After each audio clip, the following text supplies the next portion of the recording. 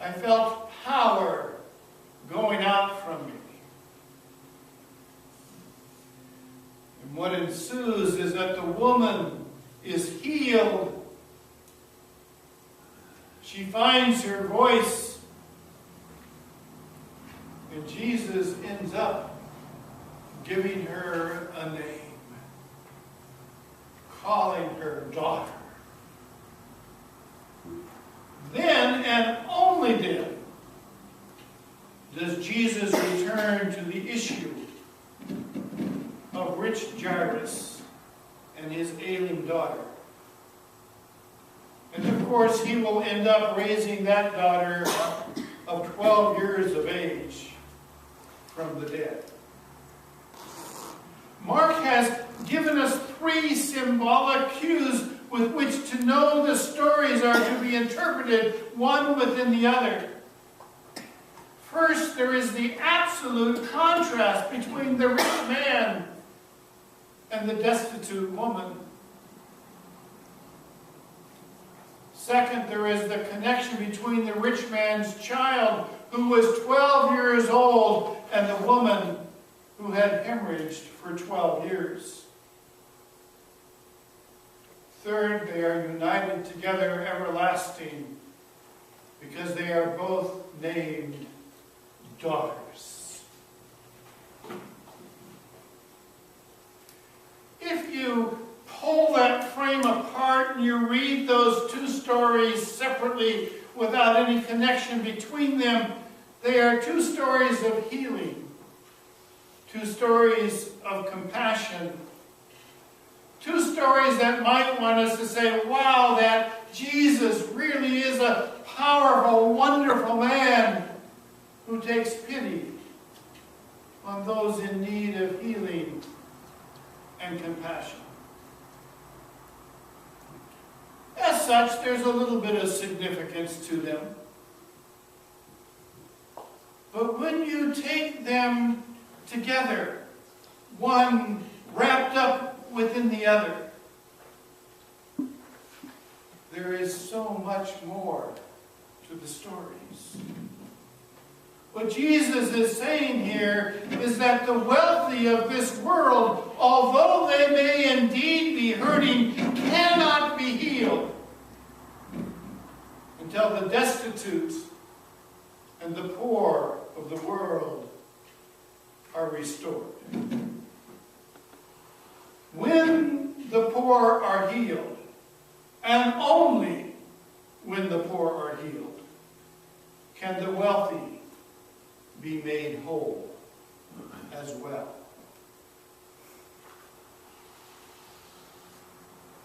In an age when most of us, if not all of us, in this room suffer from what has been called the disease of affluenza,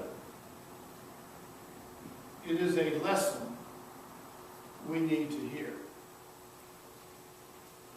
When you understand framing, then you can truly understand the frame of the fig tree and the temple. Jesus comes to the fig tree looking for fruit. He finds none and condemns it. Jesus comes to the temple looking for the fruit of righteousness and finding none, he condemns it. The fig tree withers and dies.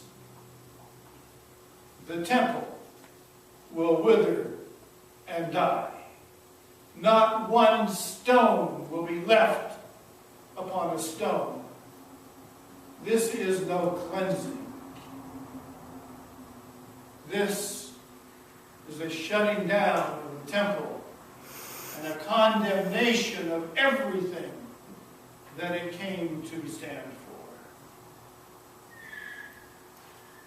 When we finally begin to understand, move on to intertextual allusions. When we finally begin to understand intertextual allusions, we pick up on Jesus' reference to den of robbers. Exegetes for years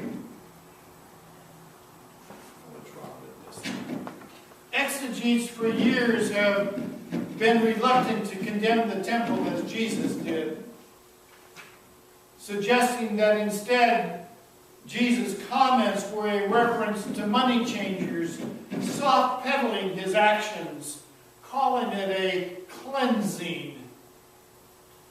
But when you know the Jeremiah reference, and it becomes clear that the den of robbers is the whole temple system and its authorities, that this is not a cleansing, this is a condemnation.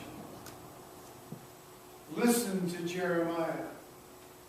Jeremiah says, here you are trusting in these deceptive words to no avail.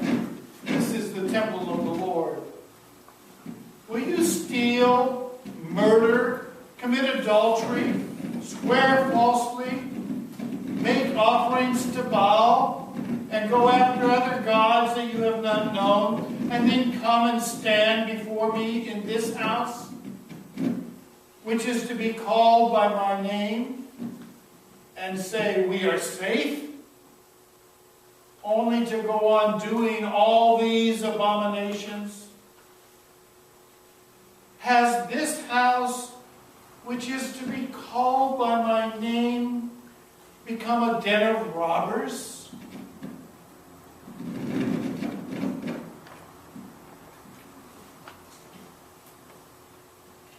Finally, you need to hear Jeremiah's judgment of that temple. And now, because you have done all these things, says the Lord, when I spoke to you persistently, you did not listen. And when I called you, you did not answer. Therefore, I will do to the house that is called by my name, in which you trust, and to the place that I gave you and to your ancestors, just what I did to Shiloh. Shiloh is nothing but a heap of ruins and a pile of rocks, long ago abandoned. This is not a cleansing. This is a symbolic shutting down. It is a total rejection of the Jewish temple system and its codes of purity and debt. But note very, very carefully, note very carefully, this is not a rejection of Torah, nor of the people of the land,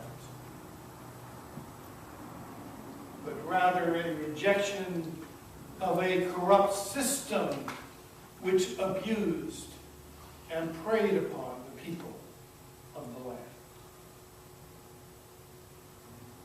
And so, yes, it happened on that Sunday, and again on that Monday, that Jesus confronted the failed domination systems of his day. Systems that, instead of protecting the people through proper governance, preyed upon the people and abused them. Wow. It's no wonder the people, the crowds, were amazed and were on Jesus' side. Surely, one cannot help but think about another prophet, Ezekiel by name.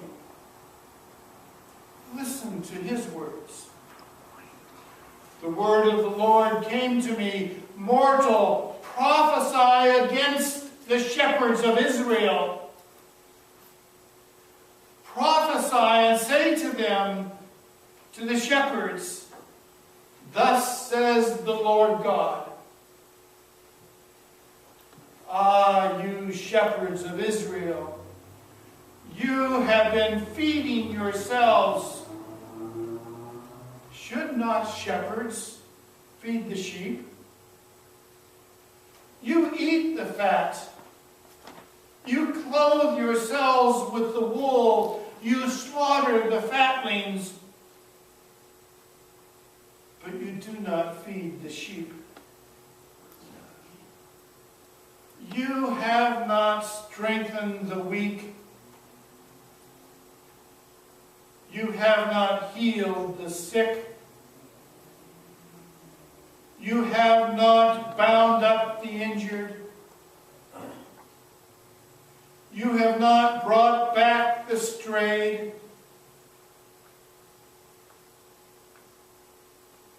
You have not sought the lost.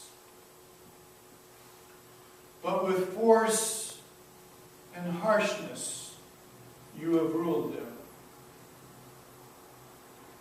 So they were scattered because there was no shepherd.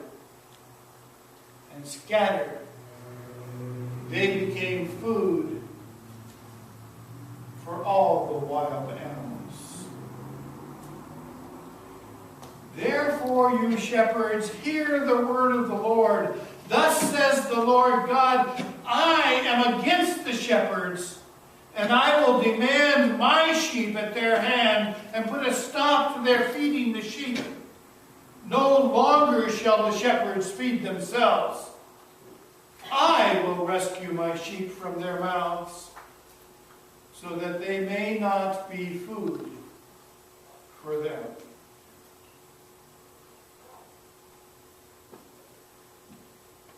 The events of these first 2 days